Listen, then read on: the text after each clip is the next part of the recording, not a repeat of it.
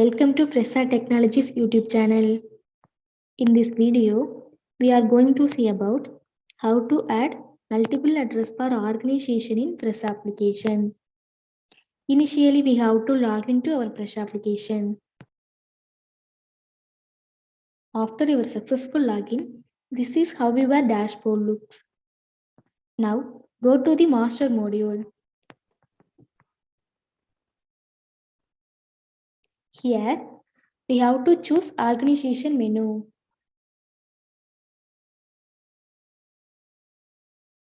Now, the organization list will be displayed on the screen. Here, select the organization which you want to add the address. And then click on the submit button. The selected organization will be displayed on the screen.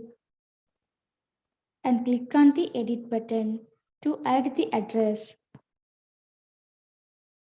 Now, the organization detail will be shown. Here we have to click on the address menu. And then click on the add button. Now, we have to select the address type. Enter the required details.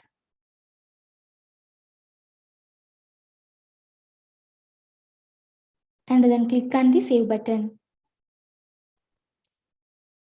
Now, the address will be added for the organization.